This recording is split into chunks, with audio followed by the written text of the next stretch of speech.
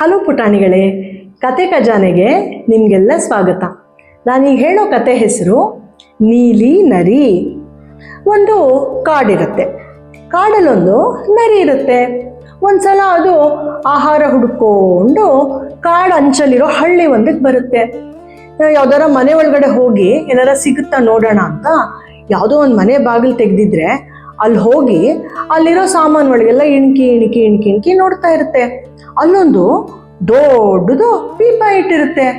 ಇದು ಏನಿದೆ ಅದ್ರೊಳಗೆ ನೋಡೋಣ ಅಂತ ಹಿಂಗೆ ಬಗ್ಗುತ್ತಾ ಅದಿಷ್ಟು ದೊಡ್ಡದಿತ್ತಲ್ಲ, ಒಳಗಡೆ ಬಿದ್ದು ಹೋಗುತ್ತೆ. ಪೀಪ ಒಳಗಡೆ ಏನಿತ್ತು? ನೀಲಿ ಬಣ್ಣ ಇತ್ತು. ಆಮೇಲೆ ನರಿ ಎಲ್ಲ ಮೈಕೈ ಒದ್ರಕೊಂಡು ಈಚೆ ಬಂದರೆ ಅದ್ರ ಮೈ ಎಲ್ಲ ನೀಲಿ ಆಗೋಗಿದೆ. ಇದೇನು ಹಿಂಗಾಗೋಯ್ತು, ನಾನು ನೀಲಿ ಬಣ್ಣ ಆಗೋದ್ನಲ್ಲ ಅಂದ್ಕೊಂಡು ನರಿ ಯೋಚನೆ ಮಾಡಿಕೊಂಡು ಕಾಡಿಗೆ ಹೋಗುತ್ತೆ.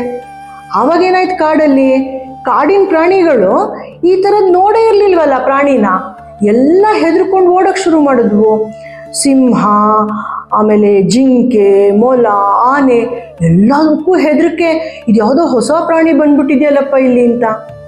ನರಿಗೊಂದು ಉಪಾಯ ಹೊಳಿತು.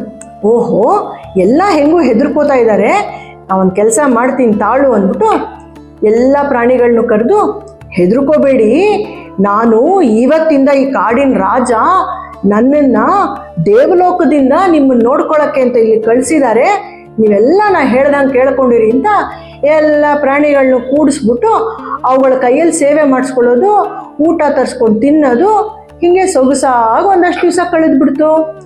ಹೀಗೆ ಒಂದು ದಿವಸ ಸಭೆ ಮಾಡ್ತಾ ಇರ್ಬೇಕಾದ್ರೆ ದೂರದಲ್ಲೆಲ್ಲೋ ಬೇರೆ ಕಾಡಿನ ನರಿಗಳು ಹೂ ಅಂತ ಕೂಗ್ತಾ ಇವೆ. ಈ ಕಾಡು ಹತ್ರ ಬಂದ್ಬಿಟ್ಟು ಈ ನರಿ ಪಾಪ ತಾನು ಸುಳ್ಳು ಹೇಳಿದ್ದೀನಿ ಮರ್ತು ಬಿಡ್ತಾ, ಬೇರೆ ನರಿ ಕೂಗಿದ ತಕ್ಷಣ ಇದಕ್ಕೂ ಕೂಗಬೇಕು ಅನ್ನಿಸ್ಬಿಡ್ತಾ.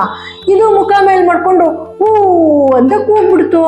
ಅವಾಗೆಲ್ಲ ಬೇರೆ ಪ್ರಾಣಿಗಳಿದ್ವಲ್ಲ ಅವಕ್ಕೆಲ್ಲ ಗೊತ್ತಾಗೋಯ್ತು, ಓ ಇದು ನಮ್ಮ ಕಾಡಲ್ಲಿ ಮುಂಚೆ ಇದ್ದಿದ್ದು ನರಿನೇ, ಯಾವ ದೇವಲೋಕದಿಂದನೂ ಬಂದಿಲ್ಲ, ಅಟ್ಟಿಸ್ಕೊಂಡೋಗಿ ಹೊಡೆಯೋಣ ಇದನ್ನ ಅಂತ ಎಲ್ಲ ಪ್ರಾಣಿಗಳು ಅಟ್ಟಿಸ್ಕೊಂಡು ಹೋದ್ವು ನರಿನ.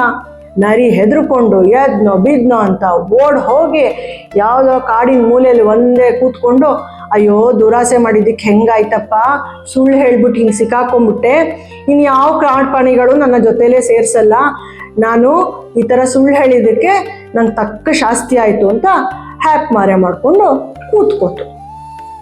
ಮಕ್ಕಳಿಗೆಲ್ಲ ಈ ಕತೆ ಇಷ್ಟ ಆಗಿದ್ರೆ ನಮ್ಮ ಚಾನೆಲ್ ಸಬ್ಸ್ಕ್ರೈಬ್ ಮಾಡಿ, ನಿಮ್ಮ ಇನ್ನೂ 4 ಜನ ಸ್ನೇಹಿತರಿಗೆ ಈ ಕತೆ ಹೇಳಿ. ಮತ್ತೆ ಸಿಗೋಣ. ಟಾಟಾ ಬಾಯ್.